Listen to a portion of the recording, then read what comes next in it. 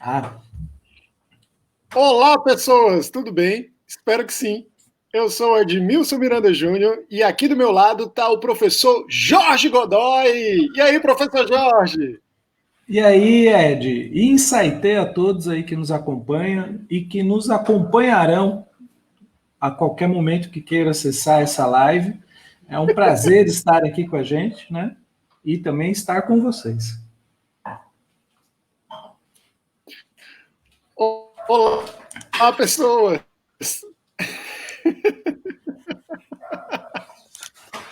Então, a gente está aqui no Conversa Simultânea. Estamos conversando com você que assiste a gente agora e estamos conversando também com Eugênia Cabral, nossa professora Eugênia, aqui junto com a gente do Esticando a Baladeira. E essa conversa está um pouco divertida, então a gente vai recebendo uns recadinhos aqui da Eugênia no backstage, que também está sendo ocupado pelo professor Leandro Maciel, o grande professor Leandro Maciel. Um beijo no seu rostinho lindo e nesse cabelo sedoso também, um cheiro. Acompanha junto com a gente no backstage. Eugênia disse para a gente que está tudo rodando aqui e eu vou tentar dizer o que a gente vai fazer aqui hoje. Mas antes, eu queria perguntar, Jorge, está tudo bem por aí? Tudo tranquilo? Cara, graças a Deus tá tudo pelas ordens. A qualquer momento a gente pode ter alguma manifestação canina. É uma possibilidade, mas nada que atrapalhe o desempenho excepcional de Vossa Senhoria. Não tem. Tá bom, faz parte do processo. Então, o que nós temos planejado aqui hoje, gente? Nós estamos aqui no nosso espaço do Facebook do Esticando a Baladeira para conversar sobre cultura de resistência. Isso faz parte do quê? Nós organizamos aqui uma série de workshops, de oficinas com vocês, para trabalhar as ideias de cultura de resistência relacionada à comunicação. Vamos tentar imaginar aqui o que seria uma proposta que nós consideramos genuinamente criativa no mundo atual, no mundo da comunicação, no mundo do design, no mundo dessas coisas divertidas que a gente faz relacionada à criatividade, que é o grande assunto que nós abordamos no Esticando. Não é mais ou menos isso, Jorge? É isso aí. E aí, depois que a gente conseguir entender um pouquinho melhor de que maneira que a cultura se dá, de que forma que nós criamos essas relações com a cultura e também com a cultura que foi afastada de nós, né, a cultura que foi esquecida de uma determinada forma, a gente pretende aí, pelo menos, criar alguns mecanismos, né, oferecer alguns mecanismos para que a gente consiga resgatar essa nossa ancestralidade de uma maneira que evoque, talvez, soluções um pouco mais criativas do que o que a gente anda vendo por aí. E depois que a gente consiga fazer isso, a proposta é estruturar isso numa campanha, né? E essa campanha vai tentar também dar um norte de como que o conteúdo vai ser produzido para que, de fato, a gente consiga ter uma ação um pouco mais permanente e, enfim, que reverbere um pouco mais, né? E essas duas soluções a gente pensou nesse workshop que ele será dividido em dois momentos, né? Então hoje nós começamos esse assunto sobre a cultura de resistência e o uso da arte como movimento político, e amanhã a gente continua essa conversa com todos os insights que rolarem por aqui, para que a gente consiga estruturar essa campanha e essa produção de conteúdo. Perfeito, Jorge. É importante lembrar que isso só é possível graças ao apoio da Secult4 por meio da Lei Aldir Blanc. Nós fomos contemplados junto com vários outros profissionais criativos, vários artistas também foram contemplados nesse prêmio, que rolou agora no final de 2020. E aí, como resultado disso, nós produzimos 6 episódios cujo tema é Fortaleza Cidade Criativa. Nesses episódios a gente falou com gente incrível, com fortalezenses assim. Gente, é uma galera muito massa. No primeiro episódio a gente tem uma apresentação da temporada. No segundo episódio a gente falou com Alberto Gadanha. Quem é esse cara, Jorge? Alberto Gadanha foi um dos grandes nomes por trás aí da conquista dessa chancela, né, como de Fortaleza, cidade criativa do design pela Unesco, e ele explicou para a gente toda a movimentação, né, e a burocracia que foi, quais foram as ações e quais são as expectativas dessa chancela, o que ela pode trazer de bom para a nossa Fortaleza, e a gente discutiu em cima das falas dele as consequências que a gente pode prever e as coisas que a gente gostaria que acontecesse de verdade, né? Foi um programa assim divertido de fazer, mas eu acho que muito importante. Eu acho que tem uma relevância não só para o que a gente discute, que é criatividade, mas eu acho que tem uma grande relevância para a cidade de Fortaleza. Com Eu acho que a certeza. contribuição que a gente traz com essa temporada é um pouco isso. É fazer fortalezenses falarem sobre a cidade, cada um na sua perspectiva, mas todos voltados para essa visão de Fortaleza como uma cidade que é criativa, né? Em que ambientes essa criatividade surge? No terceiro episódio, a gente conversou com o Preto Zezé, o representante da CUFA, né, Central Única das Favelas, que já tem representatividade em 17 países pelo mundo, que tem um trabalho internacional e que leva toda a potência que as favelas têm, que as comunidades têm, para o mundo e fala um pouco de como eles trabalham, do que eles precisam e do que eles são capazes de fazer também, de como a criatividade tem tudo a ver com as periferias também, não só em Fortaleza, mas em qualquer cidade. É isso E aí. no quarto episódio a gente falou com o Narcélio Grude, não foi? Foi isso mesmo. Narcélio Grude, que é um artista daqui, né, de Fortaleza, não só um artista, como também um cientista, inventor, designer, o que vocês puderem imaginar. Se vocês jogarem ele aí, seguir ele no Instagram, vocês vão ver o quão produtivo é essa personalidade, né, e quão inventivo, assim, né. É um trabalho muito único e muito interessante, porque ele consegue interagir com a nossa cidade, né, e tornar a nossa cidade um pouco mais acessível, ao mesmo tempo que ela se torna um pouco mais mágica.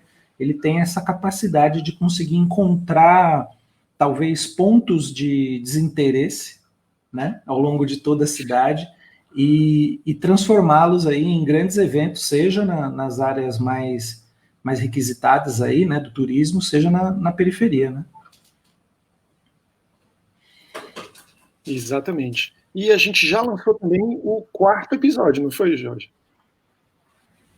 Aliás, o Foi quinto, né? O o quinto quinto episódio. episódio. Isso. O quarto episódio é esse com o Nacélio, e o quinto episódio a Isso. gente contou com a participação da querida Fernanda Meirelles, Fernanda que Meirelles. trouxe.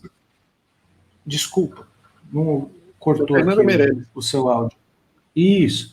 A Fernanda Meirelles, que ela trouxe uma visão da cidade que é muito única, muito bonita, e ela se prontificou, inclusive, a contar para a gente como seria uma cidade se essa cidade fosse chamada Fernanda Meirelles, né? E esse foi o estopim aí da nossa conversa, né, Ed? Isso. E no final dessa semana, então, como vocês perceberam, já foram 5 episódios, vão ser 6. Então a gente vai encerrar essa semana amanhã com a estreia do nosso último episódio, do nosso sexto episódio. E eu não vou dizer quem é que está no episódio para ficar esse gostinho de surpresa Gerar um mesmo. suspense.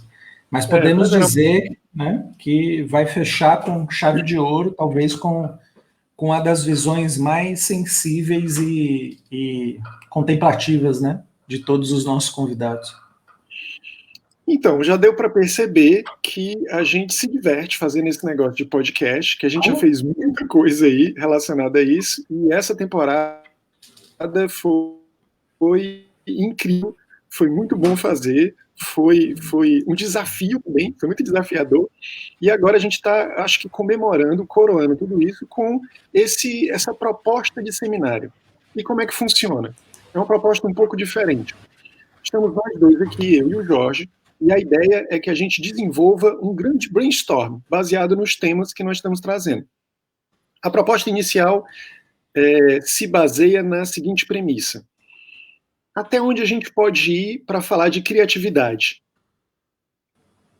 Eu acho que é uma pergunta que vale a pena a gente pensar. A gente começou quando começou a pensar em Esticando, a gente começou conversando sobre criatividade e conversando sobre o processo criativo, né? A nossa primeira temporada foi sobre o processo criativo.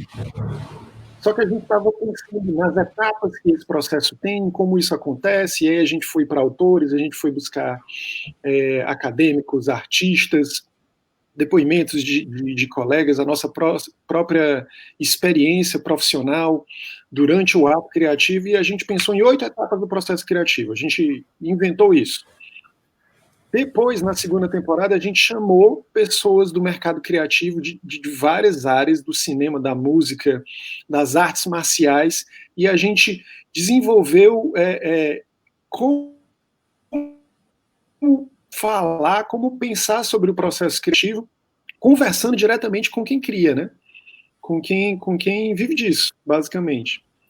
Aí, a gente chegou no início da nossa terceira temporada, que a gente deu um break, daqui a pouco a gente volta, e a gente se viu olhando para um escopo assim mais amplo. A gente começou a olhar para o mundo, onde é que tem criatividade no mundo. E aí veio um insight que serve de base para o início desse workshop aqui, o workshop de hoje. O que pode ser mais criativo do que desafiar o pensamento hegemônico? E se a gente imaginar que criatividade, que inventar uma coisa que é realmente nova, é tentar deixar de fazer do jeito que a gente está acostumado, de uma maneira mais profunda, do jeito que a gente está acostumado a enxergar o mundo. E se a gente começar a pensar numa alternativa para as nossas próprias visões de mundo? Eis o grande desafio da criatividade. Eu fico um pouco viajando quando começo a pensar nisso. Não sei como é que é para ti, Jorge, o que tu acha? Calma aí, Ed, é que foi mal. É porque eu estava pegando o link para mandar para e aí acabou que bagunçou tudo aqui. Não, cara, eu acho que esse caminho que você leva, que você fala, eu estou viajando, né? Eu acho que eu sempre fico viajando e tal. Eu acho que todos nós passamos por isso em algum momento, mas isso não, eu acho que tá certo, né? Dizem por aí que se você tiver com muita certeza nos tempos de hoje, é sinal que ou você está mal intencionado ou você está, né? Você está meio descolado da realidade, você está meio esquizofrênico de algum sentido, porque a estrutura que a gente tem hoje de sociedade, né, essa estrutura neoliberal que a gente acaba sofrendo influência ao longo de tanto tempo, a nossa própria educação ensinou a gente a pensar de uma determinada forma, que quando a gente começa a querer sair um pouquinho desse caminho que foi traçado, né, de maneira assim sugestiva ao longo de tantos e tantos anos, por tanta comunicação e tanta, enfim, influência na nossa ciência, inclusive, a gente acaba estranhando e a gente pensa que está fazendo alguma coisa errada, que a gente está fora da casinha, sabe? Então, o que eu acho muito importante desse workshop aqui é um exercício nosso, tá? A gente brinca muito que mas por que vocês fazem esse projeto do Esticando? Por que vocês abordam esses temas e não sei o que lá? Eu acredito que seja, antes de mais nada, para nos ajudar a entender esse mundo que a gente vive, né? E quando eu falo nos ajudar, eu estou falando nós do Esticando. A gente acabou, inclusive, adotando a produção de podcast, a produção de conteúdo, como uma forma do nosso próprio processo criativo. Então, muitas vezes, algumas questões que não estão claras para nós, depois da produção do conteúdo, se tornam claras. E aí, de quebra, tem outras pessoas que talvez podem aproveitar disso ou não. Eu não sei o quanto que elas conseguem acompanhar algumas das esticadas que a gente faz, mas os feedbacks que a gente teve até então foram bem positivos, né? Então, eu acho que esse sentimento, Ed, ele faz total sentido, assim, de estar meio achando que está perdido ou que tá exagerando, não sei o quê, mas se a gente recebesse um salário do Esticando, eu diria agora que a gente é pago justamente para isso. né? Esticar tem tudo a ver com viajar, né? Tem tudo a ver com a gente, Com inclusive. certeza. Bom, então agora eu vou colocar a nossa apresentaçãozinha aqui, só para vocês verem os temas que a gente quer discutir e alguns autores que eu queria falar, certo?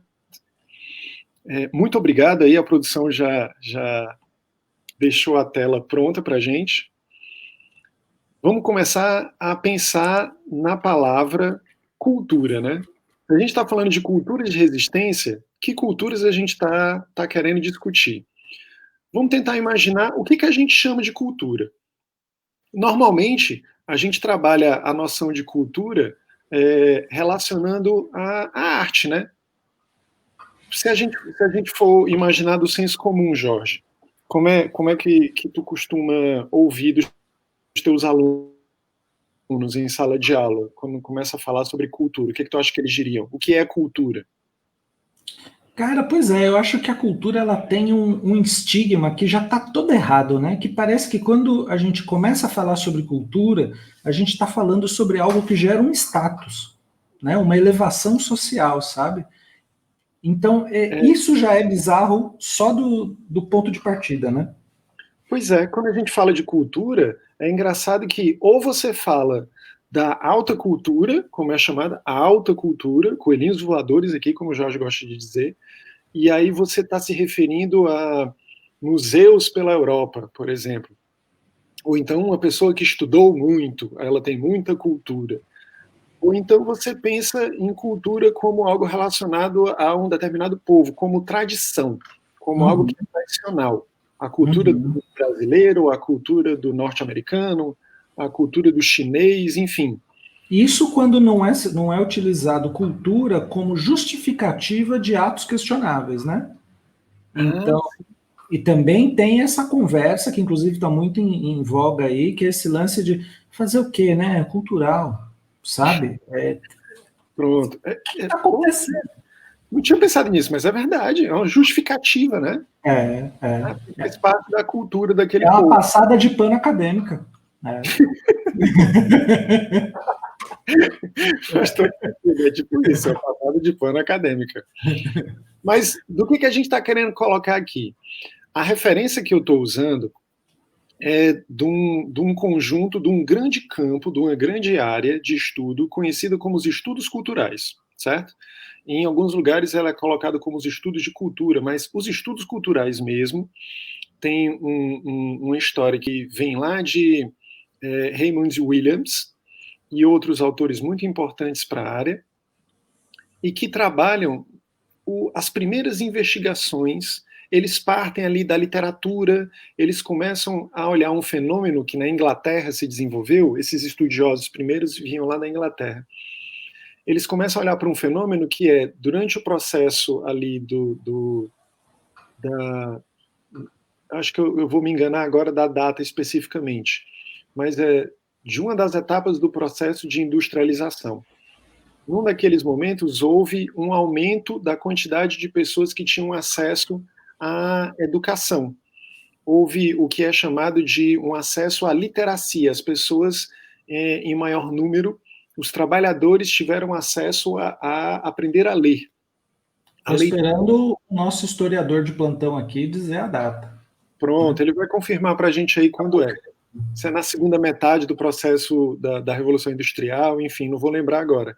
Mas esses autores viram esse fenômeno. Muitos desses autores, inclusive, eram professores de cursos noturnos para pessoas que trabalhavam nas fábricas de manhã. E eles se viram numa realidade em que eles começaram a dar aula para essa galera. Uma galera que está trabalhando e depois vai estudar de noite e não está nem um pouco afim de estudar. Já ouviu falar dessa galera, Jorge? Conhece esse povo? Graças a Deus, nunca passou nenhum na minha vida. Pois, diante desse fenômeno aí, essa galera começou a estudar. Então, uma mudança que eles percebiam naquela sociedade. Esses caras foram influenciar muitas das transformações que aconteceram na cultura dessas sociedades né, com esse evento e vários outros, é claro. Se a gente está falando de história, está falando do mundo real, a gente sabe que existem vários fatores que não necessariamente determinam, mas influenciam nos acontecimentos. Mas isso é mesmo uma introdução. Dentre esses autores dos estudos culturais, a gente tem Raymond Williams. Tem uma... vai me fugir agora o nome do canal. Tem um canal do YouTube sensacional que eu acompanho. Não vou lembrar agora o nome. Mas ela chama de o Raimundinho, nosso querido Raimundinho, Raymond Williams. Ele vai dizer para a gente que cultura é mais do que um modo de vida global distinto. É mais do que atividades artísticas e intelectuais. Então é mais disso do que eu e o Jorge que a gente estava tentando trazer aqui do senso comum. Cultura para ele são aqueles modos de ser e aquelas obras dinâmicas e concretas em cujo interior não há apenas continuidades e determinações constantes, mas também tensões, conflitos, resoluções e irresoluções, inovações e mudanças reais.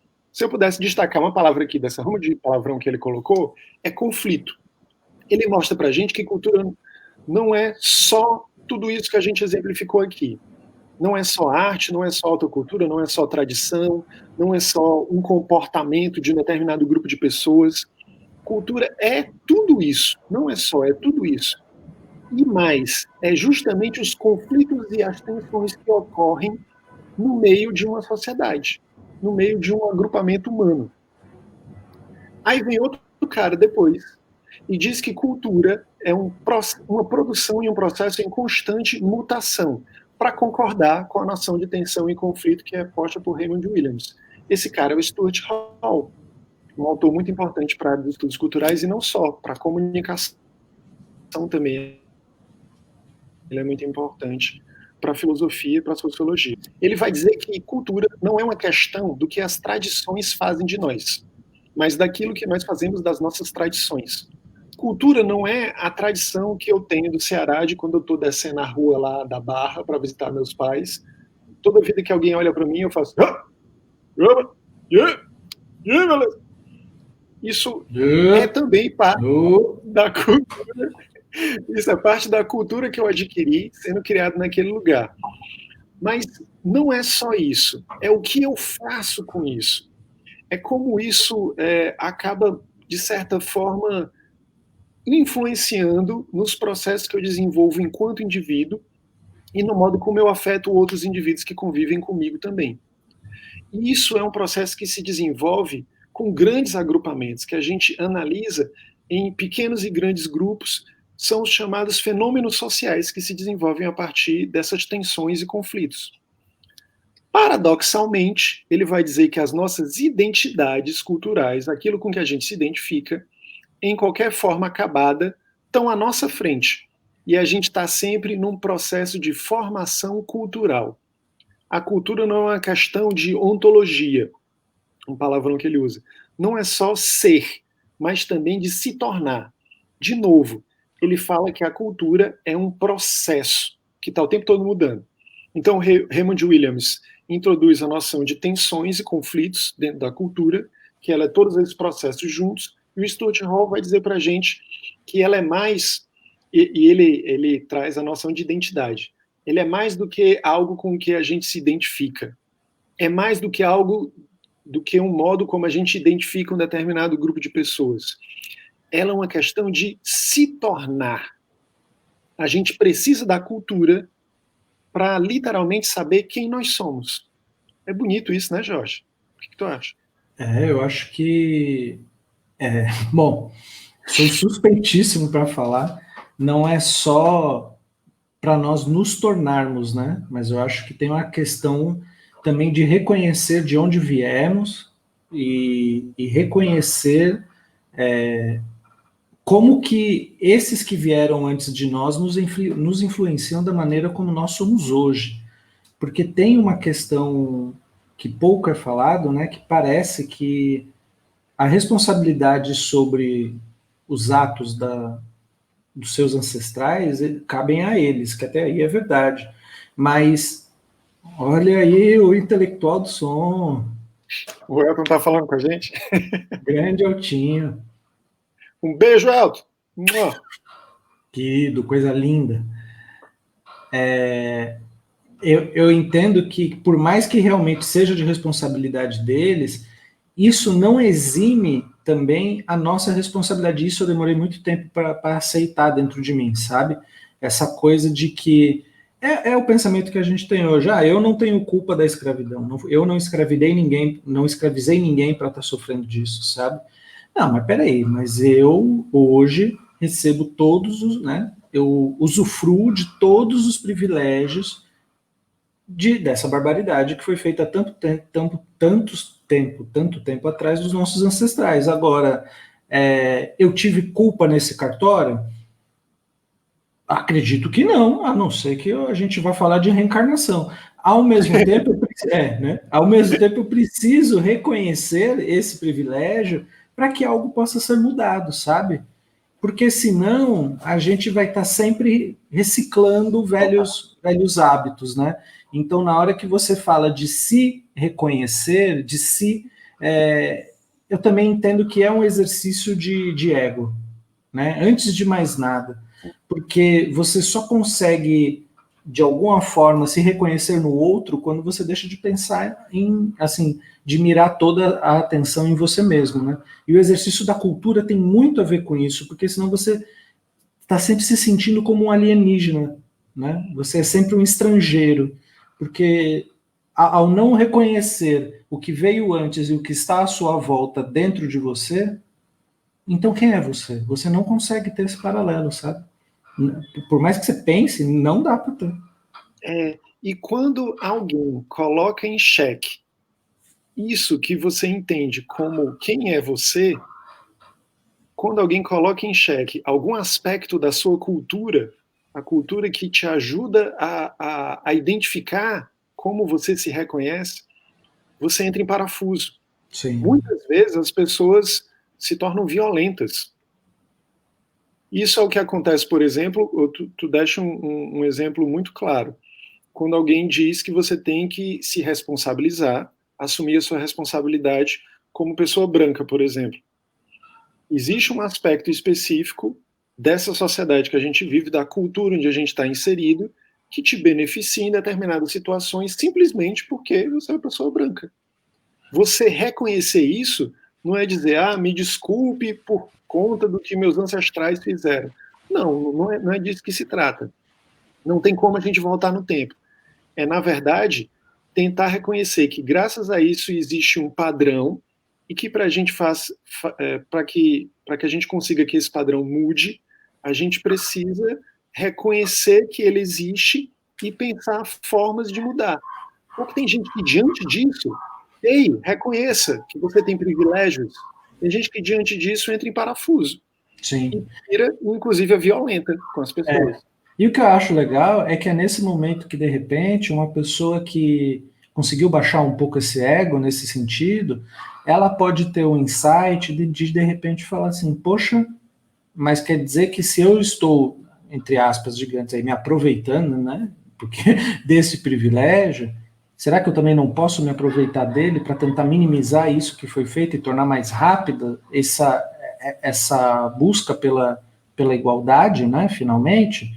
É, aí sim você pode, de fato, não só reconhecer, mas como honrar, né? E aí eu acho que você consegue finalizar esse círculo, né? Que então, opa, eu descobri, eu reconheci, eu entendo, eu sei que não é culpa minha, mas não quer dizer que eu não tenho uma responsabilidade. E se eu ajo, eu acabo quebrando esse ciclo enfim, né? De ódio, de tantas outras coisas. Essa noção de culpa, inclusive, é uma noção de uma cultura muito católica, né? Mas não vou entrar nisso agora, não, que pode complicar um pouco. A gente chega, então, no trabalho aqui, que é uma grande palavra-chave para o que a gente está colocando. É nesse ponto aqui que eu coloco esse desafio da gente pensar uma verdadeira criatividade, a descolonização. que isso significa? Por que a gente está falando de colonização aqui? Para falar de cultura, e para falar de cultura e de resistência, a gente tem que pensar, quem é que resiste? Essa resistência que a gente está falando não é aquele negócio que tem no chuveiro, não. Essa... Foi mal. Essa resistência que a gente está falando é como determinados grupos resistem à cultura que está estabelecida, à cultura que a gente está inserido, porque eles sofrem dentro dessa realidade. E Ed, eu acho que é uma coisa também, desculpa te cortar, mas acho que é uma coisa importante frisar aqui, que tem algumas palavras que se tornaram verdadeiros estigmas e, mais do que isso, gatilhos para a rejeição de qualquer argumento, né? Então, quando a gente fala de empoderamento, quando a gente fala de, sabe, feminismo, e agora, quando a gente fala de resistência, parece que automaticamente a pessoa fecha a porta para o restante que você vai falar, porque isso se tornaram palavras-chave de uma campanha de desinformação, enfim. Então, é entender que o resistir, antes de reagir, é muito mais sobre um descobrir-se dentro de um mundo aonde eu tento a toda forma sobreviver, né? E não dentro de um mundo que eu tenho condições e aberturas para, enfim, evoluir e tudo mais, né? Então, essa ideia do resistir como reagir, e às vezes até de forma violenta, é a última opção que resta, né? Então, também só para preparar esse terreno aí. Muito bem pontuado. A gente vai tratar aqui de muitos desses palavrões, né? Dessas palavras que funcionam como gatilho para gerar, inclusive, a resistência de pessoas que estão muito bem, obrigado, inseridos dentro da cultura como a gente conhece e, inclusive, como eu falei, se sentem incomodadas quando se vêm diante dessa realidade. O que a gente está presenciando hoje, isso é potencializado pelo discurso online, né, pela velocidade com a qual as informações chegam, e eu diria também com a falta de profundidade, como as informações costumam chegar pela internet também, graças a isso, a gente acaba vendo uma evolução no processo de discussão, só que é difícil a gente enxergar um progresso dessa discussão, entende? Uhum. A gente vê muita coisa sendo colocada em pauta, muita coisa que dizem a gente tem que discutir isso, a gente tem que discutir isso, e muito pouco realmente se discute para que a gente consiga avançar na conversa. Sabe quando você tem aquela dificuldade num determinado relacionamento com seu amigo, com seu companheiro, enfim, e você está sempre voltando para a mesma questão, mas também não tem aquelas conversas que depois de uma conversa bem boa, que vocês dedicaram tempo, que vocês pensaram, que vocês trabalharam nisso, vocês conseguiram superar? É disso que se trata. A gente está falando aqui de grupos que buscam uma superação de uma condição que os coloca como sofrendo diante dos processos que aconteceram há centenas de anos. E um desses processos que ganhou muito destaque nessas teorias que eu estou trazendo aqui para vocês é a colonização, que veio junto com a era moderna, no período histórico. Junto com a modernidade, o ser humano inventou esse negócio de colonizar, e não é a mesma coisa que acontecia no mundo antigo. A colonização que a gente está falando aqui é um processo que inventou, dentre outras coisas, por exemplo, a ideia de que você pode estigmatizar uma pessoa pela cor da pele dela. Olha que invenção maluca. Antes existiam escravos? Existiam. Determinado grupo escravizava outro. Mas se, por exemplo, uma pessoa escravizada conseguisse fugir, fosse para outro lugar, para outro país, enfim, para outra região, na época nem existia país, né? Mas enfim, fosse para outra região, ela poderia recomeçar a vida. Hoje a gente vive numa realidade em que, dependendo do tom de pele da pessoa, ela é mais ou menos associada com uma pessoa como uma pessoa em situação precária. ela é relacionada à violência, ela é relacionada à objetificação, e eu estou falando só de cor de pele. Dentro desse processo também se envolvem as relações que o feminismo vai destacar. E aí a gente chega nas noções de interseccionalidade, enfim. Não vou me aprofundar nesse sentido. Por enquanto a gente vai ficar por aqui, a gente vai pegar essa noção de cultura como um processo, como resultado de tensões, e essa noção de colonização como resultado de um processo histórico que colocou determinados grupos subalternos diante de outros grupos sociais. Gerou esse processo hierárquico. E aí a grande palavra que vai nos guiar daqui para frente é a proposta de descolonização, que, segundo o autor Attila Mbembe, é um projeto de autonomia humana. Segundo ele, o propósito da descolonização e do movimento anticolonialista se resume numa única palavra que possibilitou isso: a abertura do mundo. Logo, descolonizar é libertar aquilo que estava encerrado para que possa nascer e desabrochar. É tipo assim, esse grupo foi marginalizado, subalternizado durante séculos. Então vamos pensar que essas pessoas injustamente foram colocadas nesse lugar e que agora não precisa mais ser assim. Vamos libertar essas pessoas, vamos tirar ela dessa marca, que é uma marca ideológica, identitária, que é uma marca também que gera processos psicológicos de marcação também, enfim, gera uma série de desdobramentos que estão relacionados à cultura do jeito que a gente vive hoje. Deu para entender mais ou menos aí, Jorge? Fui complicado demais ou tá de boa? Não, para mim eu estou acompanhando aqui. Eu fico pensando muito sobre os vários pensamentos que passam, né? Como se, enfim, o Facebook, por exemplo, que é onde a gente está agora, ele é a grande máquina de querer desconsiderar tudo isso que você está falando, né? A gente vai desde vídeo do Morgan Freeman até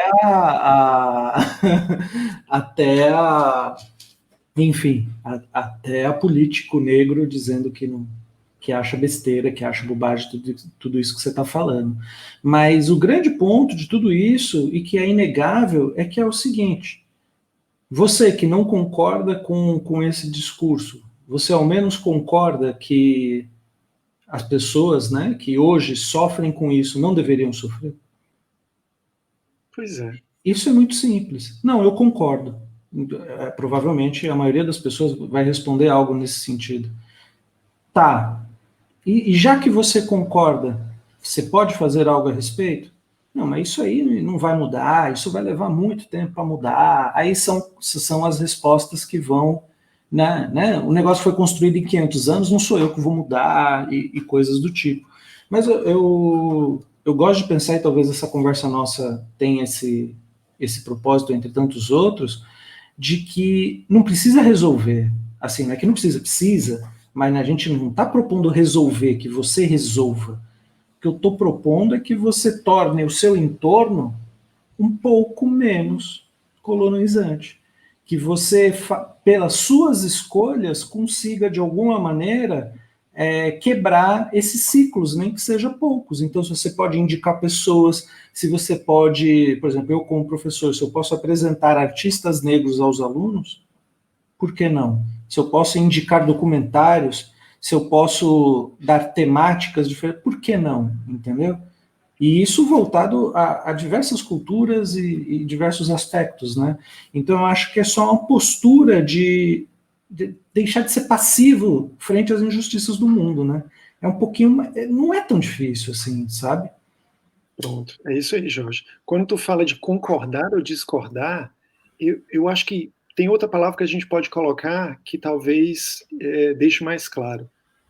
Se isso não faz sentido para você, talvez seja justamente porque não corresponde a como você se identifica. Se isso não está fazendo sentido para você, talvez seja porque você não, não consegue perceber que você não precisa deixar de ser quem é para entender que outra pessoa não precisa sofrer porque você não quer se colocar no lugar dela, percebe? Não é uma concessão pessoal sua. Você não tem que abrir mão de nada para para ajudar nesse processo, entendeu? Você não vai deixar de ser quem você é, assim, você não, isso não significa que aquelas coisas que falavam do discurso político, né? Não vou invadir sua casa, você não tem nada a ver com isso. É uma questão de postura diante do mundo, e não é uma coisa que vai mudar agora, não é internet. Demorou 500 anos, mais do que isso, para acontecer. Não vai mudar de uma hora para outra, mas a gente está passando por um processo. De novo, cultura é isso. São as tensões e os conflitos que acontecem durante esse processo. É isso aí, eu acho que essa palavra libertar aquilo que estava encerrado, a gente pode pensar em trocar, ao menos para o nosso momento, por um despertar. Talvez já seja, né? É mais ou menos o que ele diz abaixo. A questão da abertura do mundo que ele está falando, de pertencer ao mundo, habitar o mundo, criar o mundo, ou ainda as condições sobre as quais nós nos constituímos como herdeiros do mundo, é o ponto ali, ó, é o centro do pensamento anticolonialista e da noção de descolonização. É deixar que esses povos que foram oprimidos e subalternizados, e cujos descendentes que a gente conhece hoje, recebem esse preconceito e essa marca simplesmente por conta desse processo, é pensar que as pessoas não precisavam sofrer isso e que a gente pode propor um desmanche, uma desmontagem desses processos, que não vai ser rápido, mas que precisa começar por algum lugar. Com certeza. Bom, e o que é cultura de resistência para nós, né? Aí eu trouxe 3 exemplos. A gente já tem 42 minutos de conversa aí, Jorge. Que rápido. Né? O tempo passa quando a gente se diverte. Mas a gente tem alguns exemplos aqui. Eu vou colocar o primeiro exemplo aqui para a gente ver. O que é cultura de resistência para nós? Tem esse artista aqui, esse rapper, conhecido como Baco Exu do Blues. O nome dele é Diogo. Diogo? Acho que é Diogo. Não vou lembrar, eu só lembro do nome artístico dele. Baco, o Exu do Blues. E ele, junto com uma produtora, com um diretor, uma equipe de filmagem, atores, enfim, ele produziu esse curta-metragem. Não é apenas um videoclipe, é um curta-metragem. Ele utiliza 3 músicas do álbum dele chamado Bluesman para fazer uma apresentação em vídeo, e é de um nível de produção tão incrível que ele ganhou um prêmio internacional junto com o Childish Gambino, que é o Donald Glover. Não, ele ganhou, acho que foi em Cannes mesmo, né? Ele ganhou ele ganhou da Beyoncé, por exemplo. Ele ganhou da Beyoncé, como é o nome do marido da Beyoncé? Jay-Z? Jay-Z. Ganhou de uma galera, e aí ele empatou junto com o Childish Gambino com esse videoclipe. Então ele tem um reconhecimento dentro do mercado de Cannes, né? Um reconhecimento aí do mercado hegemônico. Mas mais legal do que isso, ele tem um reconhecimento dos pares dele. Ele é muito respeitado dentro da galera rapper, porque ele coloca de uma forma muito atual tudo isso que a gente está conversando aqui. Dentro da linguagem do videoclipe, dentro do conteúdo, dentro da própria história do videoclipe, que tem uma historinha que é contada. É meio viajoso, assim, tem umas partes meio oníricas, mas cada frame desse vídeo conta um pouco dessa história e faz referência a muitos dos pontos que a gente está tratando aqui quando fala de descolonização. Então, dá sim para entender o Baco como um artista decolonial e essa obra, principalmente Bluesman, como uma obra de arte decolonial. Já chegou a assistir, Jorge, esse vídeo? Já assisti. Assisti, inclusive, ele fez uma revolução, né? Se a gente for pensar, ainda é nicho, mas ele conseguiu estourar muito a bolha do rap, justamente, né, pela premiação. mas até antes mesmo dessa obra, ele já tinha outras obras que para quem é designer, para quem trabalha com arte, assim, a equipe dele é muito boa, sabe? Então você falou que o, eu acho que essa produção ela é inclusive uma aula de estética, né? A gente pode passar aqui só analisando frames, luz, figuras de linguagem, sem necessariamente entrar na lógica da decolonização, né? Porque ele é muito poderoso mesmo. Eu Não não só essa vou. obra dele, como a carreira dele como um todo, assim. Tem um álbum dele que eu destaco, que é justamente o álbum chamado Exu, Sim. né? E o É pior é que escrito ele com corta, né? Ele corta, ele escreve Jesus e ele corta o J e o S e aí sobra Exu, né? essa capa é espetacular. E a proposta é Com uma justamente igreja barroca, né? De cima, assim, com uma é fotografia. incrível. Essa capa é incrível. A gente pode já comentar também sobre design decolonial, né, Jorge, no próximo exemplo. Acho que sim. Mas eu não vou colocar todos os frames aqui para a gente. Eu, inclusive, escrevi um texto que eu espero seja publicado sobre esse vídeo. Mas o que eu queria destacar é justamente essa imagem que aparece aqui quando você coloca para tocar o vídeo no YouTube, que está disponível, é gratuito, vocês podem ver depois. E essa personagem aqui no centro é a personagem principal da história que se desenrola durante o curta-metragem.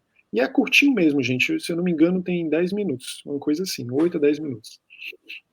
Ele está olhando, dá para todo mundo perceber, ele está no descampado e está olhando para um monolito, né? Parece Uhum. sei Tipo lá. aquele lance do Alok, né? Que rolou esses dias aí atrás, né? Não estou Aquele sabendo o monolito que rolou da Loki. que ficou aparecendo uns monolitos em vários pontos do mundo e ninguém sabia de onde tinha saído. E na hora que vai ver, era uma campanha, acho que era um meio marketing de guerrilha do Alok. Campanhas publicitárias. A gente vai falar mais sobre isso amanhã. Não é? Mas, enfim, eu vou chamar de monolito por quê? Porque eu percebi uma rima visual. Eu acho, não tenho certeza, não tive a oportunidade de conversar com o diretor para saber isso, mas ele encontra esse monolito no momento do vídeo, já para o final, em que ele está. Ele não é simplesmente, mas ele chega nesse descampado e encontra isso, e é justamente depois do encontro com esse monolito que o que acontece no vídeo muda. O vídeo começa te fazendo pensar que as coisas vão acontecer de determinada forma, o vídeo começa te colocando diante dos teus próprios preconceitos. Você tem uma série de, não, vai acontecer isso, esse fulano está correndo por causa disso. Tá visualizando, né, Jorge? E aí, logo depois da aparição desse monolito, o vídeo literalmente inverte. A imagem faz assim, ó, inverte, e você percebe que o motivo pelo qual a personagem principal está correndo no início não é nada daquilo que você estava esperando. Ou seja, esse monolito marca uma mudança. E sabe onde é que tem um filme conhecido mundialmente em que um monolito marca uma mudança? Tu sabe, Jorge? Acho que eu acabaram de comentar aqui, inclusive. Foi? Disseram o quê? Eu não tenho O acesso. Jacques de Carvalho disse que o monolito talvez seja referência ao 2001, Odisseia no Espaço, que tratava-se Exatamente, de um cara. canal entre uma sociedade mais avançada e os nossos primatas. Perfeito. Jaque, um beijo pra ti e saudade, viu, cara? Eu conheço o Jaque, pessoa maravilhosa. É exatamente isso, Jaque. A gente está olhando aqui para o momento em que ele se depara com o monolito. E não é qualquer monolito. No 2001, Odisseia no Espaço, do Stanley Kubrick, o monolito é usado para fazer isso que o Jaque mostrou, que o Jaque escreveu aí para a gente. O monolito é usado para fazer o corte, a mudança nos processos de evolução da humanidade. A primeira vez que ele aparece são os seres humanos primitivos, que eles colocam as pessoas vestidas de macaco de um jeito muito que, se a gente olha hoje, pode até ser um pouco engraçado, mas na época era revolucionário, aquelas maquiagens. Eu acho incrível aquelas maquiagens. E aí o macaco descobre a ferramenta depois de entrar em contato com o monolito. Outro momento do filme tem outra evolução lá e o ser humano passa, que é até a cena emblemática, né? Que o macaco descobre a ferramenta, que é um pedaço de osso, ele joga para cima, o osso começa a rodar e a imagem muda e o que está girando é uma nave. Então aquela ferramenta que começou como osso virou uma nave que viaja pelo espaço. E ao longo do filme, até o final, outras mudanças acontecem. Se não me engano, são 2, não vou lembrar agora. O que acontece aqui no Bluesman? O mesmo processo, só que diferente do monolito negro que nós temos no 2001 Odisseia no Espaço, o que aparece aqui é um monolito prateado. E durante o clipe Bluesman, você também vai ver a relação entre preto e prata, que é genial. Tu lembra dessa parte, Jorge? Lembra, pode explicar, mas eu tô contigo, eu li o artigo. Porque é sensacional, tem um discurso incrível do ator que é representado, inclusive, pela... Ele representa o ancestral para a cultura negra, né? Um homem mais velho. E aí ele faz a leitura de um texto lindo em que ele diz que a prata tem uma especificidade e ela é muito mais... Trocando em miúdos, a prata deveria ser considerada muito mais valiosa do que o ouro. Existe uma certa fixação no ouro, mas que na verdade a prata tem essa resistência. Ela tem uma abundância, tem mais prata do que o ouro. Mas é engraçado ela perder valor por causa disso, por existir mais prata do que ouro. Aí ele termina o texto dizendo mais ou menos assim: a ironia da maioria que se torna minoria. E ele está fazendo uma referência imediata às pessoas pretas, né? Com certeza, com certeza. E aí ele coloca o monolito prateado, enfim, tem uma série de rimas, muita poesia, tem muita coisa muito profunda colocada dentro, no subtexto, nas entrelinhas, e também descarada na sua cara também aparece, nas imagens, nas falas, na letra do Baco, enfim. É muito bom. Esse videoclipe é sensacional. Vamos passar para o outro, Jorge? Bora.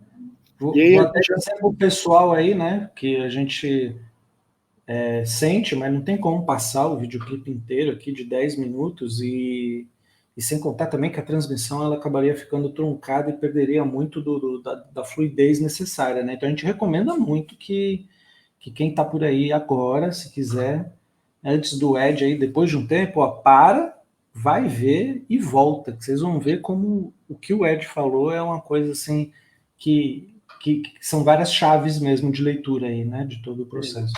Exatamente. E aproveita e comenta também, porque vai ficar gravado isso e a gente vai trocando ideia aqui. Bom, o outro exemplo, eu vou trazer só mais esse, Jorge, para a gente falar um pouco sobre design decolonial, que eu sei que tu já tem uma certa experiência nisso, já tratou disso em outros trabalhos, e a gente pula o próximo exemplo para a gente ir para as questõezinhas que vão encaminhar a gente para a segunda parte desse encontro aqui, dessa oficina, que é amanhã, não é isso? É isso mesmo. Então, o outro exemplo que eu trouxe aqui foi Os Contos dos Orixás, de um autor chamado Hugo Canuto. Quem é esse cara? Era um arquiteto, se tornou designer, ilustrador, ele tem um desenho maravilhoso, ele tem obras sensacionais, e ele, dentre essas obras que fazia de design, resolveu criar umas peças, que é o que vocês estão vendo aqui, nessa capa do lado direito aí da sua tela. Essa é uma das várias capas que ele fez, brincando como seria se ao invés de super-heróis da mitologia nórdica, como Thor, nós imaginássemos personagens da mitologia iorubá, de religiões de matriz africana, né? Não só uma cultura de matriz africana. E se a gente pegasse os orixás da religião, da cultura iorubá, não apenas a religião, mas da cultura, e a gente desse a mesma cara dessa de super-heróis que foi dada por Jack Kirby nos anos 60 os heróis da mitologia nórdica, que a gente hoje vê aí disseminado pela Marvel nos cinemas, né? E ele fez essa capa junto com várias outras capas, uma para cada um dos orixás. Isso repercutiu tanto que ele resolveu desenvolver essa obra que é uma história em quadrinhos.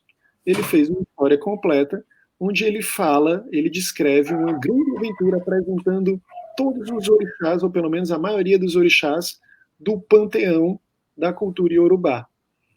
Só que ele não simplesmente pegou, jogou o estilo do Jack Kirby, porque ele emula de uma maneira muito evidente aqui na capa, como vocês podem ver. Quem conhece o traço do Jack Kirby, um dos fundadores dos personagens Marvel que a gente conhece hoje, um dos grandes criadores das personagens, ele não simplesmente emula.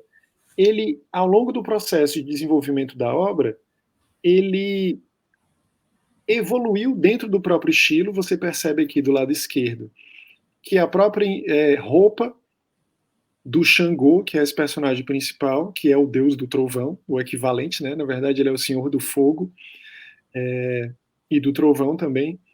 O Xangô, ele tem roupas que estão mais próximas das influências do design da arte iorubá que ele pesquisou. Ele foi atrás de pesquisar a arte iorubá, e essa página aqui que vocês veem no meio mostra os grafismos, os detalhes, as texturas, tudo isso que vocês estão vendo, essas personagens picototinha aqui, ó, meio achatada, os padrões, tudo isso aqui, esses pequenos desenhos rabiscos, ele trouxe de observação de arte iorubá. A arte feita em madeira, principalmente, que foi preservada, está nos museus, ele usou como referência, e isso fez com que ele saísse de uma imitação do estilo de Jack Kirby para o próprio estilo, e aos poucos ele foi saindo da cultura hegemônica e criando uma própria skin, uma própria pele, um novo design próprio para o que seria um super-herói da cultura iorubá. É sensacional. Eu acho que tem uma coisa massa aí também, que boa parte da base da mística da cultura africana, se a gente for pensar assim, ela está depositada em cima da lógica da geometria sagrada, né? Que seria então alguns símbolos que seriam representações das ondas, né? Das energias de cada orixá e tal. E cada orixá ele tem uma geometria específica, sabe? E aí, conforme a gente vai reconhecer, a gente, povo, né, africano, enfim, vai reconhecendo na natureza esses padrões geométricos, eles começam também a associar essas determinadas, então, por exemplo, plantas, a determinados orixás, né? Então, por que, por exemplo, a manga é uma comida de Ogum? Né? Porque a folha da mangueira, ela tem lá uma forma de estrela de 5 pontas, que é a forma, que seria das formas da emanação da energia de Ogum, né? E aí, se você começa a perceber, eu trouxe aqui até para você ver aí o que eu tenho aqui, ó, perdido aqui, ó. Ih, eu não tô te vendo, peraí. Ah, você Aê! Agora eu tô vendo. Olha Que aí. incrível! Tu tem a capa? É um pôster da Comic Con que eu fui, aí o cara tava lá, eu peguei esse aqui que é do meu, né? Olha Que aí. sensacional, Jorge. Muito E massa. aí ele tem, tipo, várias referências, assim. Então, se você perceber, tipo, os cenários, aquelas texturas de fundo, tudo aquilo tem relação com a própria geometria sagrada, sabe? E as roupas, as indumentárias, os símbolos, tudo também é correspondente, entendeu? Então é uma coisa muito, muito impressionante, assim, a pesquisa que o cara fez para conseguir casar todas essas coisas, sem contar nas cores. Não vamos nem entrar no mérito das cores, né? Que além de ter uma luz e sombra incrível, ele ainda é bem fiel, né? Você percebe lá que, por exemplo, tem Iemanjá ali, ela já está toda num fundo mais azul, né? Aí tem Oxalá ali em cima, que tá com o cetro, aí você já vê que está indo para um azul escuro meio roxo, que seria uma outra maneira que Oxalá se manifesta, que ele se manifesta sempre com o branco. Então tem essa coisa assim, sabe? A cada ponto tá alinhado, entendeu? Você vai fazendo os checks, assim. Então, é muito legal isso, porque mas ele usou lá toda a estética do Jack Kirby. Muito pelo contrário. ele vestiu, né, essa cultura de uma outra coisa que eles nem sabiam que existia, né? Eu acho que isso é mais poderoso aí, porque talvez um dos questionamentos seja, ué, por que ele não criou uma própria linguagem, então? Por que ele foi atrás desse americano, né? E eu sei que você tem uma resposta para isso, né? Então, exatamente. A gente acabou escrevendo também sobre isso recentemente e a gente apresentou num evento de design aí na UFC. Ele parte dessa relação dos quadrinhos porque ele queria fazer uma história em quadrinhos de super-herói.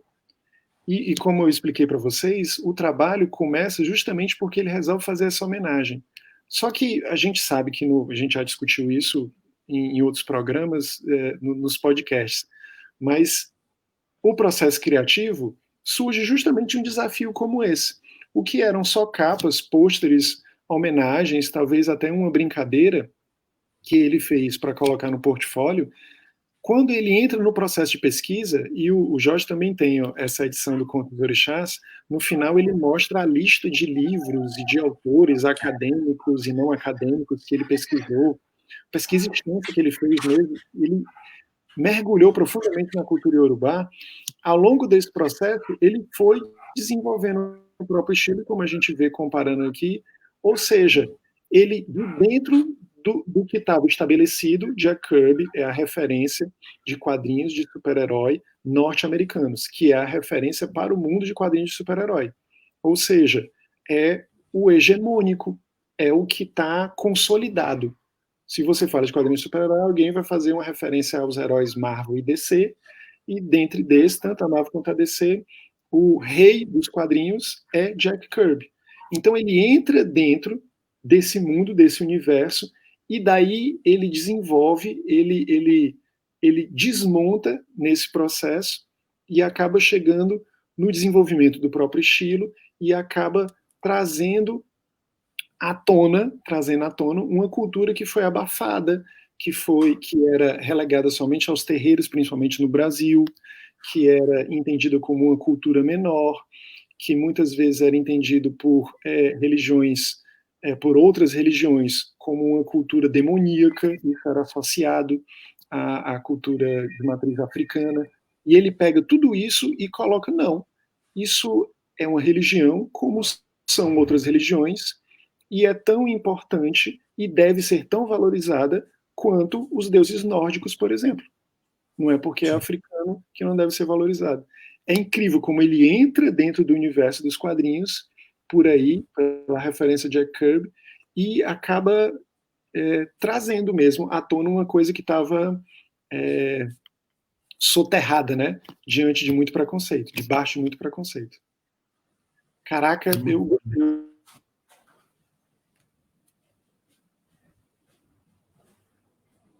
eu tenho até que anotar isso depois, que eu não escrevi desse jeito. A gente tem aqui uma última referência, mas eu queria passar para as questões, Jorge. A gente pode retomar essa referência amanhã, que tal?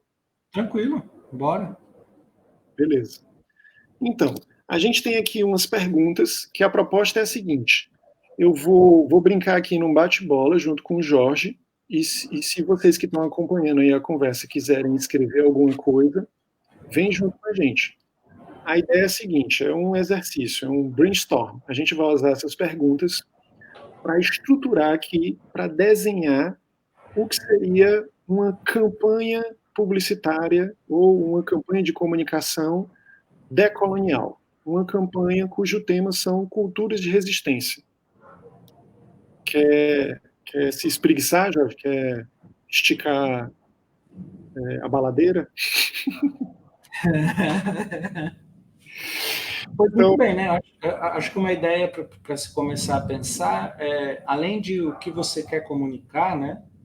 É importante entender se você quer vender, ou você quer preservar a imagem, ou você quer reforçar alguma coisa, ou você quer denunciar algo, sabe, né? Também nós temos que sair desses objetivos, mas pouco importa todos esses objetivos se você não tiver claro com quem que você quer fazer tudo isso, né? Quem são os seus comparsas nessa jornada aí. Então, acho que por isso que essa pergunta ela é preciosa mesmo, né? Pronto. Então, Uma pergunta de ponto de partida mesmo. com quem a gente quer resistir. É o processo de formação da nossa equipe aqui. Com quem você quer contar, né? Não é o público-alvo, isso a gente vai ver daqui a pouco. Não é para quem você quer falar, é com quem você quer estar junto para falar. Exatamente. E aí eu acho que a gente pode pensar, né, que isso também serve como uma estratégia para você conseguir pensar em quem são seus aliados, né, nessa jornada. Exatamente. Então, assim, com quem você quer? Ah, eu quero falar sobre o povo negro, sobre a causa indígena, eu quero falar sobre minha religião específica, eu quero falar sobre, enfim, são universos absurdos que a gente tem aí. Aliás, é só o que tem, né? Uhum. Mas, uma vez que eu defino, por exemplo, sei lá, minha religião, tá bom, eu posso falar por essas pessoas? Quem permitiu que eu falasse disso? Esse questionamento ele sempre vai aparecer. Né? Que nem eu, se eu for lá com essa minha cara aqui de bunda de neném aqui, topetinho de tintim, eu fui querer lá ser porta-voz de uma causa negra, provavelmente as pessoas vão olhar e falar, o que ele está querendo com isso? Né? O que por trás tem? Né? Mas, que nem eu brinco muito, entre todas as minorias, talvez a única que eu faça parte é que eu sou um bandista. Né? Mas, ainda assim, talvez não fosse tanto crédito, sabe? Mas isso por quê? Porque você tem que se tornar conhecido. Eu acho que isso é uma coisa importante. Não é se tornar conhecido, sabe, divulgando tal, não. É você dando a cara mesmo. Então, quando você busca aliados, você busca efetivamente, sabe? Então, se você tem uma causa que você precisa resolver, tá bom, quem são as instituições?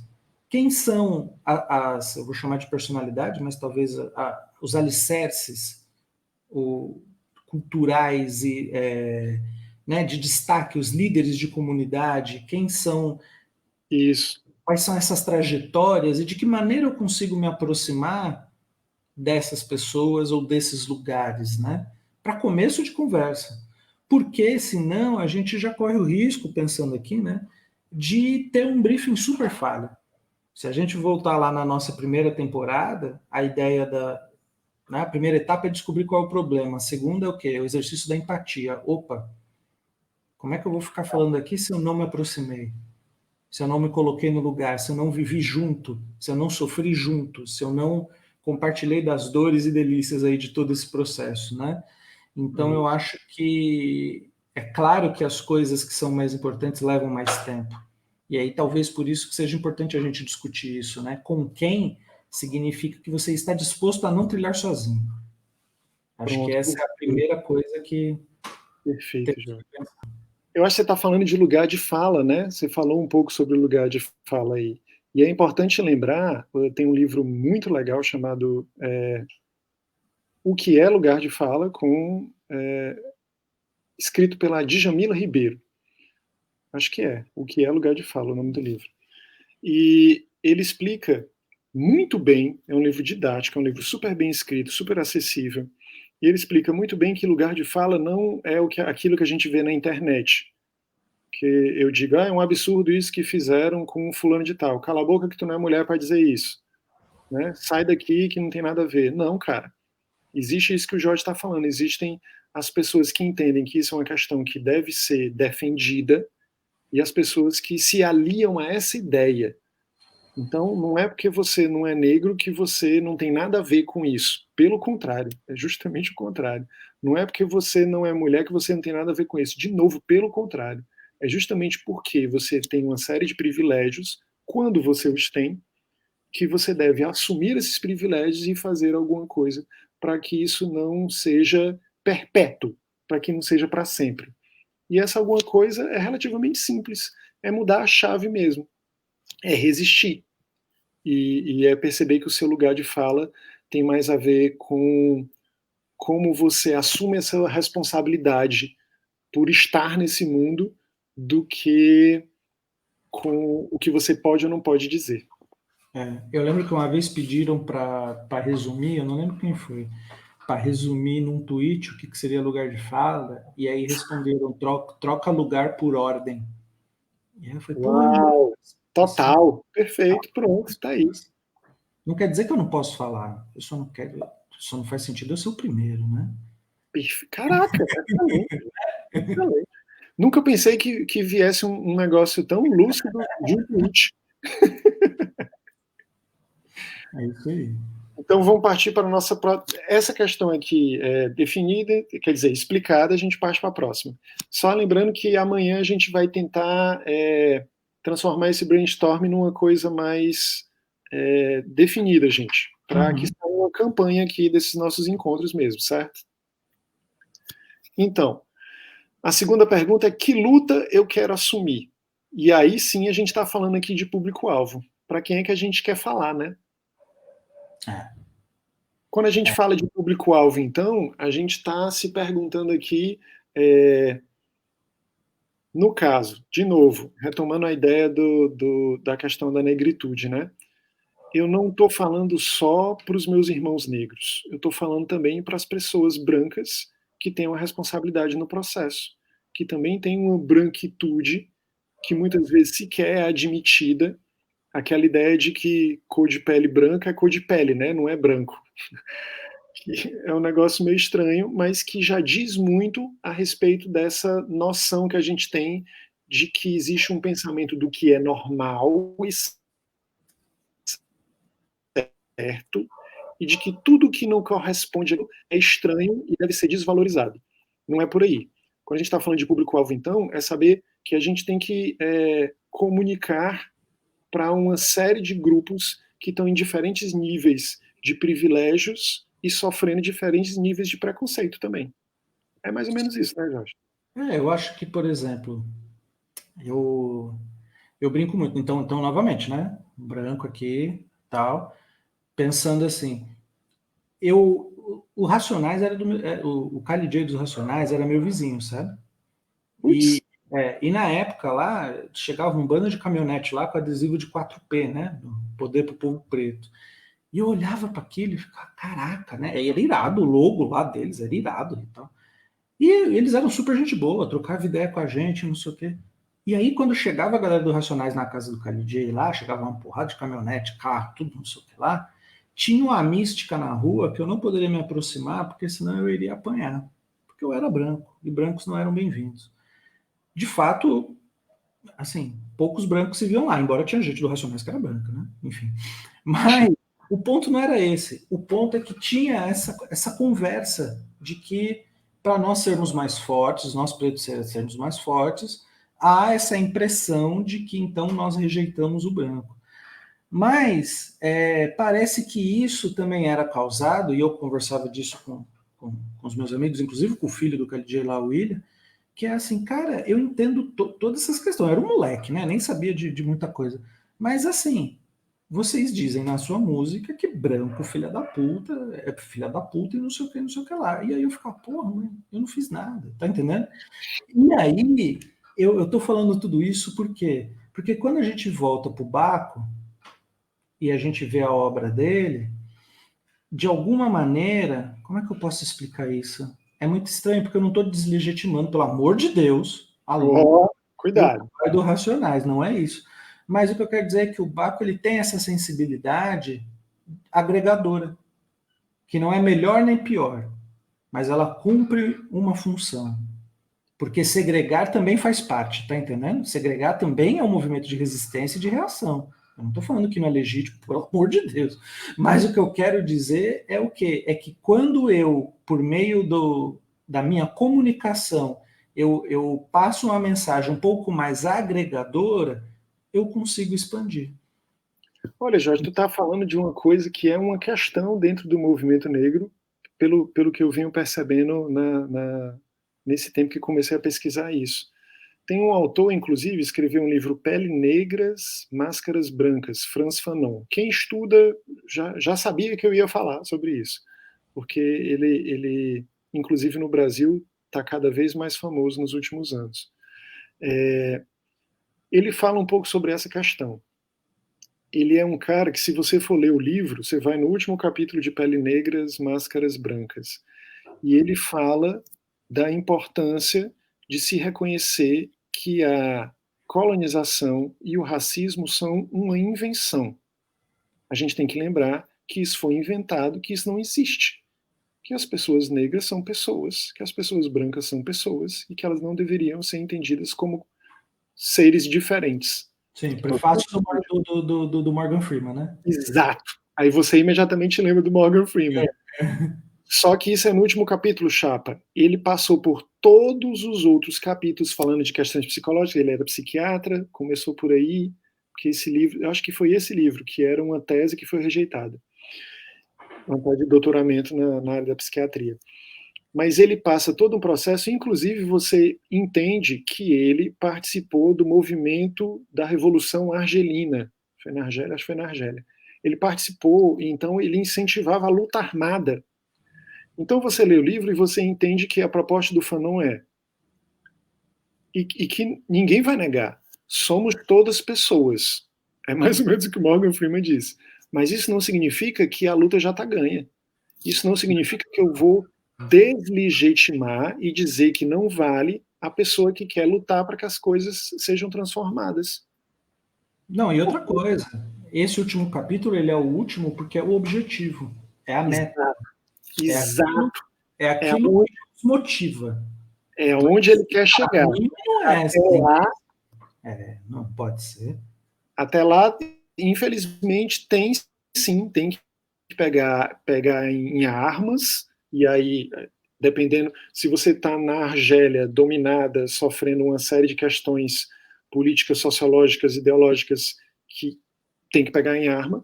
Agora, se você tem outras armas, como é no nosso caso aqui, se a gente pode usar a comunicação, a gente vai trabalhar com essas armas. E tem sim que para produzir mudança, né? E aí, de novo, se a gente está falando de cultura, a gente está falando de tensões e conflitos, e é disso que o Fanon fala também, e a gente está falando de elementos que são adaptados às suas determinadas realidades. Então, para cada realidade, um público-alvo diferente. E aí, quando a gente fala de público-alvo, então a gente está falando da luta que a gente quer assumir. Como é, Jorge? Não, mas é que tem que ser que agir com muita cautela, né? Porque senão vira. A gente viu isso, por exemplo, na comunidade do podcast lá, a Globo vai entrar. E as pessoas falam, nossa, que ótimo, a Globo agora tem a avó ouvindo podcast. Isso naturalizou o consumo de podcast. Ah, mas a Globo faz errado, a Globo não é raiz, ela já chega e já faz e não sei o que lá. Também é. É que o Spotify também está travando algumas coisas, tá entendendo? Ele está querendo dominar tudo para depois ele cobrar o quanto quiser. Enfim, ele tem as estratégias dele, ninguém é santo por trás disso, mas tem uma conversa que no meio desse caminho a evolução é inevitável, tá entendendo? E de alguma forma a evolução é inevitável. Então, se a gente está aqui pretendendo esclarecer um caminho que pela produção de conteúdo, que pela comunicação a gente consiga fazer o papel, talvez não de resistência principal, mas sim de uma coisa que corre em paralelo, que atua como pequenos bálsamos, que vai curando sem perceber, que vai, sabe aquela coisa? Por que não? Por que também não é efetivo e por que também não funciona, tá entendendo? Que senão vira discussão de você não é de esquerda de verdade, você. E aí vai embora. Exatamente. Bom, então a gente passa para a próxima pergunta. Que voz é que você quer usar? E aí a gente está falando de determinada linha de comunicação, né? Então, se você tem o público-alvo definido, você tem. Qual é o outro? Você já decidiu quem são seus aliados, o público-alvo. E o que é essa linha de comunicação, Jorge? Se a gente for pensar, antes de mais nada, é assim, como você quer se posicionar, né? Mas não no sentido que a gente estava falando anteriormente, mas que nem, por exemplo, a gente aqui. Quando a gente se comunica pelo Esticando a Baladeira, a gente assume a voz do Esticando, é uma voz de um grupo, de um coletivo, né? É uma voz que está carregada de nós, né? Às vezes, o Jorge, o Ed, o Leandro, a Eugênia se manifestam como pessoas físicas, mas sempre remetendo a esse coletivo, né, que é o laboratório do Esticando. E isso tem que estar claro na cabeça das pessoas, porque senão começa a ter algum tipo de confusão, né? Então, se é sempre o Jorge que, por exemplo, que faz o vídeo do Esticando, é sempre a voz do Jorge que está lá, o Esticando é o Jorge, né?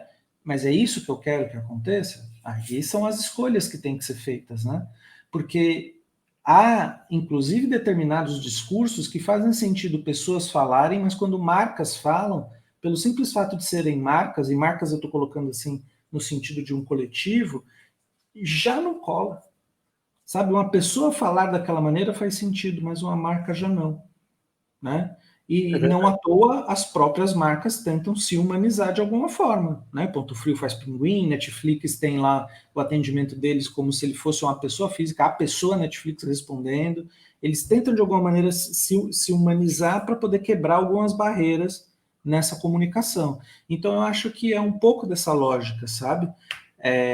Embora a gente está aqui, a gente já está com o departamento de vai dar merda acionado, né? A gente já está do lado aqui, pessoas já dizem, ó, toma cuidado, faz isso, não faz aquilo e tal. Mas essa voz, provavelmente, quando ela se torna um pouco mais humana, se ela está no mundo, ela fatalmente tem gostos, ela escolhe bandeiras, ela tem costumes, né? Ela tem uma cultura por trás dela. E acho que é isso que tem que ser evidenciado, porque é aí onde surgem verdadeiramente os pontos de contato, né? Com essa voz que você está querendo passar. E essa voz ela não pode ser tão pasteurizada, não pode ser esse texto muito burocrático de um sobre que está no site de uma empresa, sabe? Ou de um É o coletivo. tom, né? Nós somos. Não é o tom, é tipo, você escolhe se você quer gritar de maneira exagerada e com raiva, ou se você quer falar placidamente, de maneira calma, pausada. Isso já revela suas intenções e já revela também uma resistência ou não. Algumas vezes você vai ter que gritar sim, mas outras vezes essa fala mais pensada talvez seja mais inteligente. Então, escolher a voz é escolher também o tom que você quer dar para essa comunicação que você vai fazer, né? Mas é definir esses, entre aspas, né, esses personagens que vão assumir Sim. essa voz, né? É isso aí. Bom, finalmente, que bandeira a gente quer levantar, né? Deixa eu só ver se tem mais coisas. É isso. Que bandeira você quer levantar? E aí, a gente está falando aqui das tais ferramentas do marketing. Olha aí, Jorge. Pois não é? É bom a gente saber como fazer, né? Então a gente tem aí. Não, pode falar, Ed. É porque bandeira a gente está falando de imagem, literalmente, aqui, né? Aí vem palavrões aí da comunicação como semiótica, né?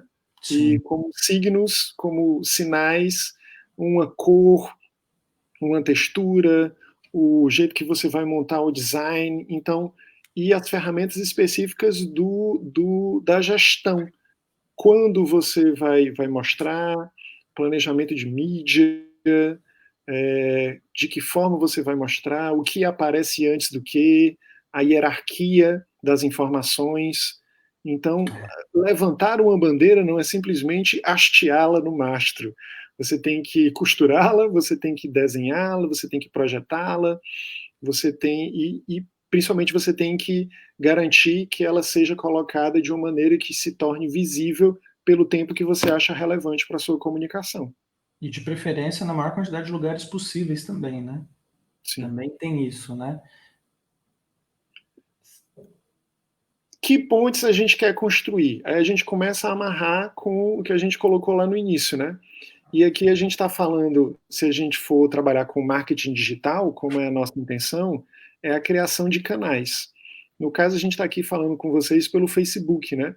Mas poderia ser pelo YouTube, por exemplo, poderia ser pelo Instagram, mas a gente está falando de internet.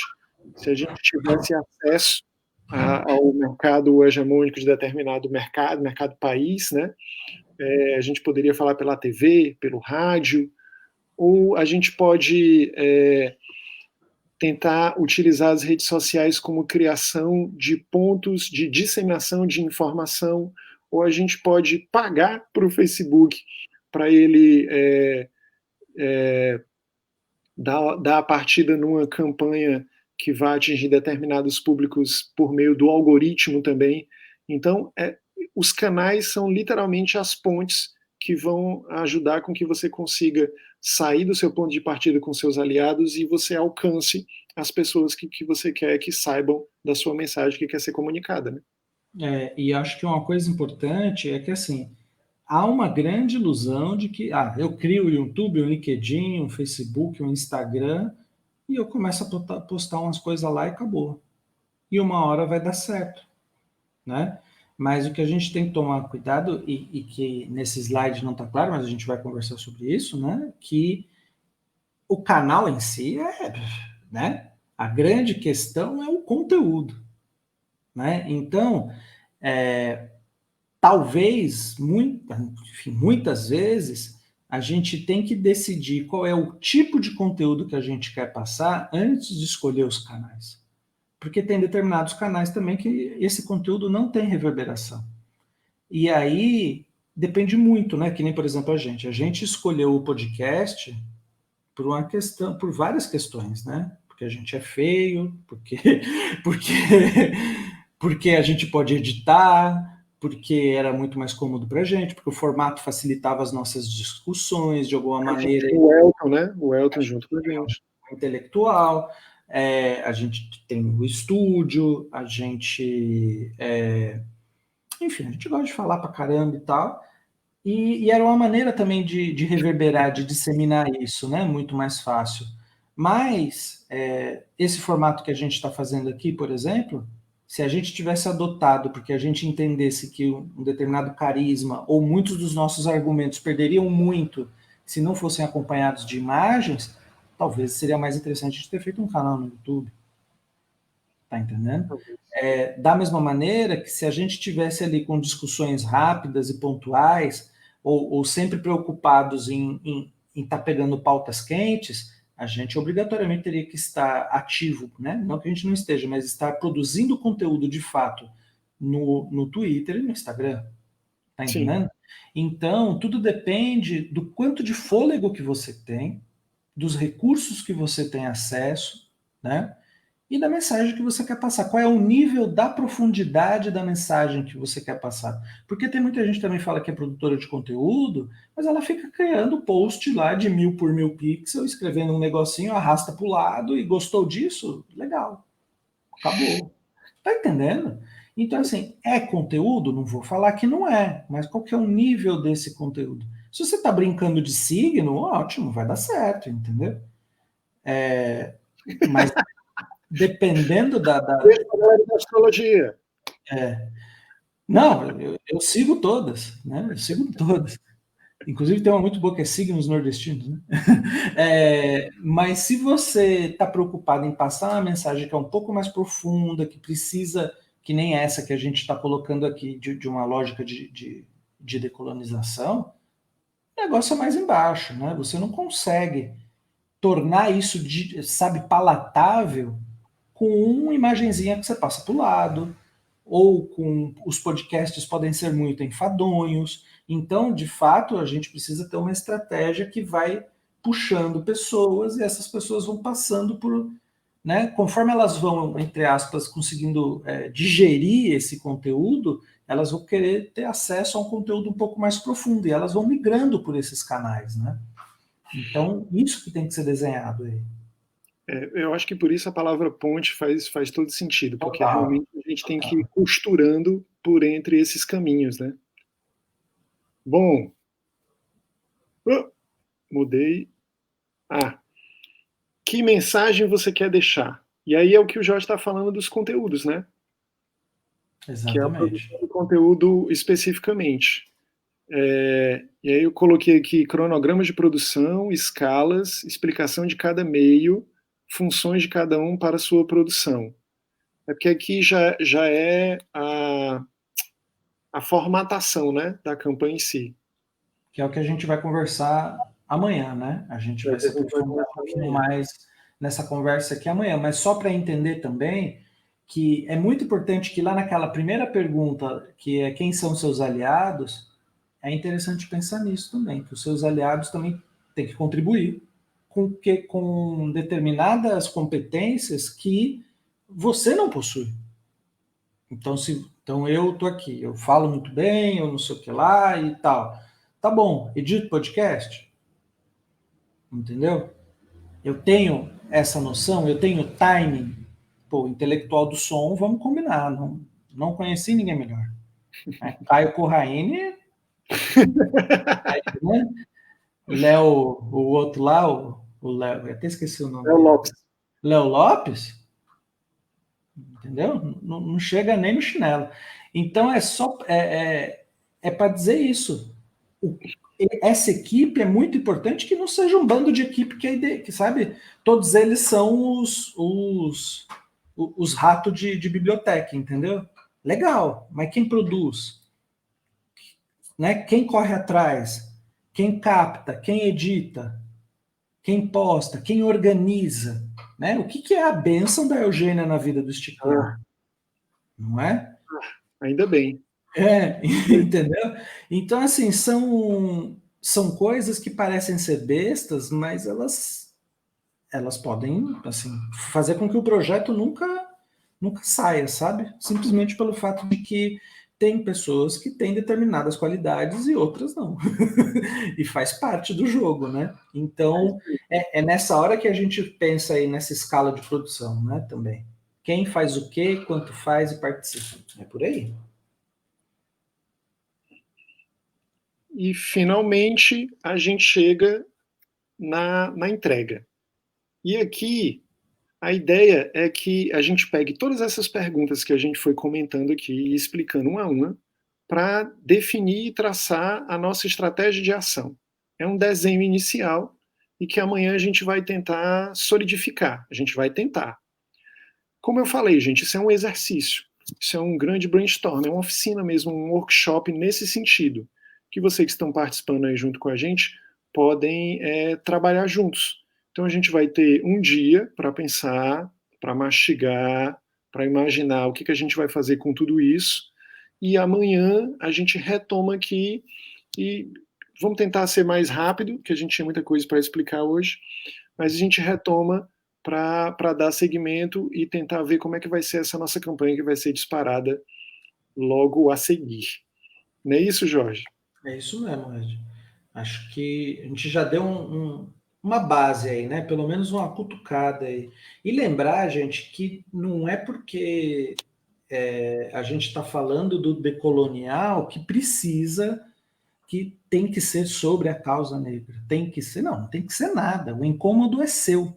É você que sabe o que você quer, quais são as suas lutas, quais são as bandeiras que você quer levar, qual que é algo que você precisa comunicar, entendeu? E isso pode ser, assim, um aspecto muito grande, a decolonização entra em tudo isso, sabe? Desde de questões relacionadas à exploração da objetificação da mulher até, sabe, até decisões políticas, assim. Isso influencia tal qual a lógica neoliberal, o colonialismo está aí, porque eles são faces da mesma moeda, né? Então, a gente escolheu aqui falar sobre os exemplos relacionados à negritude, fui eu que trouxe os exemplos, porque eu estou pesquisando isso. Basicamente, o motivo é esse. Mas a proposta aqui é que a gente fale de cultura de resistência, eu expliquei um pouquinho referências aí de gente que estudou a fundo noções de cultura, são apenas umas pinceladas, a gente, infelizmente, por se tratar de internet, está sendo superficial, assim, não dá para a gente desenvolver um curso aqui nessa conversa de 1h30, mas a gente tenta aqui no Esticando ir um pouco mais profundo do que o normalmente o usual aí que a gente tem na internet, né? A proposta é essa, discutir pensamentos complexos. Não significa que a gente vai esgotá-los, até porque se são complexos, eles não se esgotam, né? Não. Queria agradecer, então, mais uma vez a Secult4, que permitiu que a gente estivesse aqui fazendo isso, por meio da Lei Aldir Blanc. Queria agradecer a galera do backstage, o Leandro Maciel e a Eugênia Cabral, nossos queridos da equipe do Esticando. Nada disso teria acontecido sem eles, muito obrigado. Queria agradecer vocês que estiveram aqui junto com a gente, o Elton, que apareceu por aí, não foi? O Jaque apareceu também, e quem mais estiver assistindo, quem mais, Jorge? A Roberta. Roberto, um beijo, Roberta. Beijo, Ravi. Muito obrigado por terem acompanhado até aqui. Eu me despeço, mas por enquanto, certo? Amanhã a gente continua com mais ou menos 1 hora, a gente vai tentar ser mais rápido amanhã, porque as coisas estão mais definidas. Hoje mesmo foi para explicar, a gente experimentar o formato, e deu para perceber que eu e o Jorge, a gente é muito bom de bater papo, né, Jorge? Impressionante isso. Parece até que a gente é amigo, né? Cara, eu vou te dizer, só tá faltando ganhar dinheiro para fazer isso, cara. É o que falta. Eu tô pronto. Assim, não sei você, eu tô e a pronto. modéstia fica completamente à parte, né? Quem acompanhou pode ter achado a coisa mais chata do mundo. Mas se a gente tivesse isso pelo feedback, a gente já teria parado. A gente faz isso por nós mesmos, né? É isso. E é bom que a gente ajuda outras pessoas no caminho, né? De repente, aí, por aí, né? Às vezes dá certo. Eu espero que contribua de alguma forma. Não tenho a intenção de que isso seja referência para quem está estudando na área, mas eu acredito que possa ser talvez uma dica. E assim, fica aqui para você que assistiu, ainda, sei lá, você do futuro, que pegou isso gravado aí, quiser entrar em contato, se a gente ainda tiver por aí disponível, fique à vontade, a gente ajuda como puder. Segue a gente nas redes sociais, @esticando-a-baladeira, só no Twitter que é esticando-a-balade, que é porque não cabia. Só no Twitter. Todas as outras redes sociais aí que você procurar, @esticando-a-baladeira, você vai achar. Se botar no Google Esticando a Baladeira, você vai achar, e nos outros buscadores também. Eu acho que eu não tenho mais nada para dizer. Jorge, quer se despedir? É isso aí, gente. Insightei a todos. Eu queria agradecer muito aí a presença de cada um de vocês, esse tempo que vocês disponibilizaram aí para ouvir essa nossa conversa. E estamos aqui aberto também. É muito que o Ed falou. Não entendo que o que a gente está propondo aqui seja uma doutrina ou alguma coisa muito fixa, não. Na verdade, o que a gente faz é só dar uma instigada, e a gente está aqui também para que se colou, se de repente despertou em algo, conta com a gente. A gente está à disposição também. Né? Nos vemos amanhã aí. Muito obrigado aí pela paciência e pela companhia. Valeu, Jorge. Gente, não tenho mais o que dizer. Até amanhã. Adeus e obrigado pelos peixes.